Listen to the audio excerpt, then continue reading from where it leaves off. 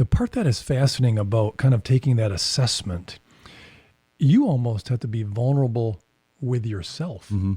Like, am I just playing with this? Is this fantasy world? Am I writing a fable, or am I Sure. really living this way?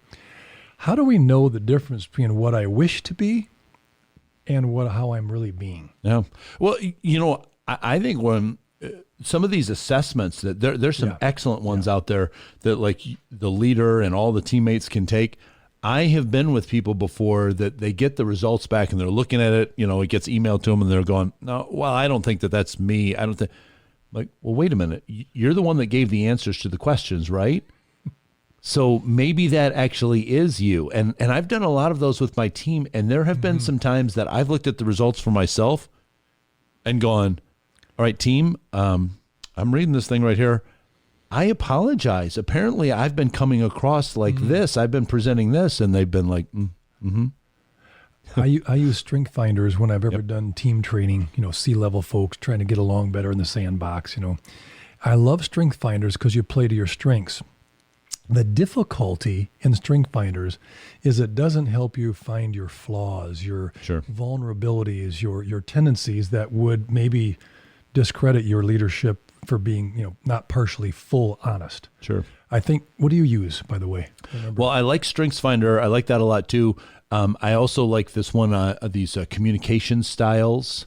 I like Florence Littauer's personality, temperament style, choleric, sanguine. Okay. Those are all really good because those will show you, and I don't like to call them weaknesses necessarily because it's just the way that you're wired. Just kind of like in StrengthsFinder where they say, we're not going to give you a list like this. It's your signature. It's a cross like this. So they're all, not one of them has more weight than another one. And I think it's the same thing with any assessment that you take. You say, all right, this is just who I am, but now it's helping me know like maybe why you respond in certain situations when I come around because, just like today we're doing this podcast in English, right? We just assume that people that are tuning in, I think that when we communicate with somebody, we assume that they're getting it the way that we're saying it. Ooh. But there might be sometimes that we got to go back and I need to say, and this is part of the humility, if I was trying to explain something to you and you didn't get it, I can't go back into my office and go, man, what's wrong with him? Why is he so dense? I have to go back and say, what's wrong with me? How could I not have said that a different way so that he would get it? Yeah, be more effective that way. Right. Yeah. Obviously presidents, we've got 46 of them in our country's history. I really like Honest Abe.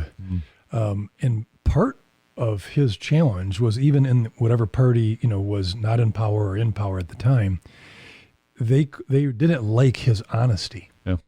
It made them uncomfortable, which kind of tells you, okay, politicians, that means you're not too honest. But I love Honest Abe because he really did set the bar. And he stood up sometimes alone. And I think that's another wake-up call for us leaders is being truthful with yourself and then being truthful with your teammates or about a client or about a system that you use is so much more important than being crafty. Oh, yeah. Just be honest. It's, this isn't working. We tried. We're going to do something different. Just bear with us. And they're like, okay, well, he's not perfect, or she admitted it. Hey, I'm Greg from the Craig and Greg Show.